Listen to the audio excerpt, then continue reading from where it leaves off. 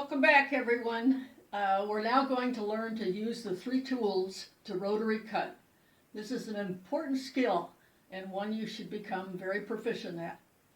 So what I'd like you to do is take your rotary cutter, open it, and take a piece of scrap fabric and cut.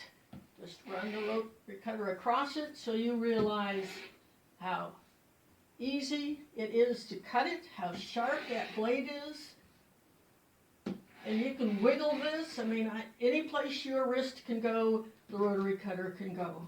You're going to be cutting 2 layers of fabric, so cut that until you're comfortable doing that. Then take your small ruler, and it's important that you watch where you place your rotary cutter, down at the base of the ruler. You don't want it rolling up here because it will cut you. And I say these things to make you careful, not to scare you. You need to get comfortable doing this. So place the blade at the base of the ruler and cut straight. Arch your fingers, that gives you good pressure. And do this again and again until you are comfortable with how much pressure you need with the ruler.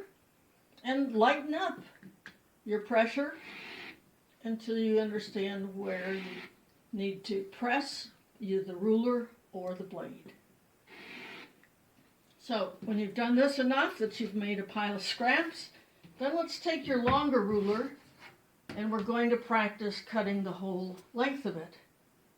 So what you want to do is arch your fingers and press at the beginning, and then rotary cut just to the end of your fingers.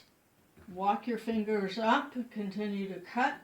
Walk your fingers up and continue to cut. You don't want the blade beyond where your fingers are. So let's do that. Stand comfortably. If you're right-handed, left foot in front.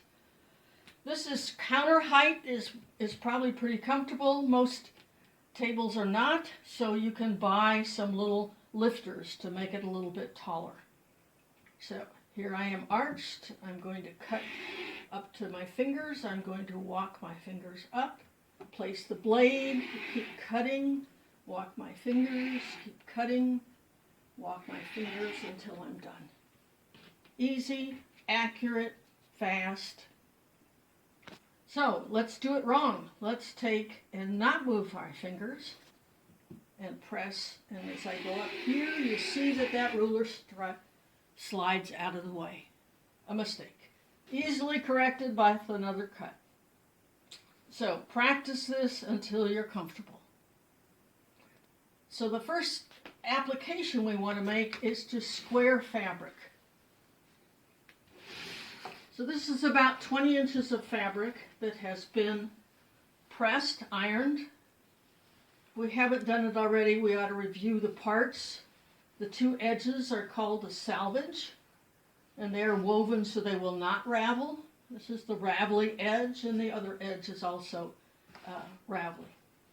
Now, when they weave the fabric, we have threads going this way, parallel to the selvage, and that's the strongest pull you can make here. We have grain or threads going crosswise, selvage to selvage, that's about 42 inches. And that is the second. You see, it gives a little bit more. Strongest way, direction on the fabric. And what we want to do is we want to cut our squares, our rectangles, and our squares perpendicular just with the grain of the fabric. That'll make these strong so they will not warp. Notice that if we pull diagonally, that's called the bias, and that really stretches. And the other common shape you have in quilting is a triangle. And the reason we're not talking about these in the beginning class is that there is this bias, and it will give you trouble. So that's for a different, that's for your next class. So we take the 2 selvages, and if you will notice, if I pull them off center, then I have a weird looking fold. And if I correct that until that fold hangs nicely with the selvages together, about right there, Then I have straightened, if you will, the fabric. I lay it down, I put the fold on one of the marks on the mat. And now when I cut along this mark, and up here, the same mark, I am cutting on the straight of the grain, and we have straightened or squared this fabric. So let's do that. So I'm putting the ruler along this mark, along the same mark down here. That old adage of measuring twice and cutting once is a good one to follow. So when we're comfortable here, we're going to arch our fingers, we're going to start the cut.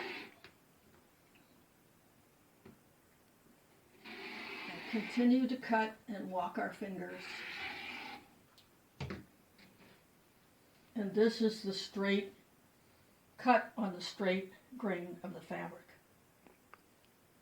From this edge, we are going to cut the pieces for our blocks. And what we need to do is very carefully turn this over because we'll be cutting from left to right. Now your book talks about a different technique, and if that makes sense to you and you want to do it that way, please do that. It involves putting your long ruler, squaring it with your short ruler, matching them up, taking the short ruler away, and cutting the edge then to the straight of the grain. Then you don't have to move this at all before you start cutting your blocks. So we'll stop here for questions.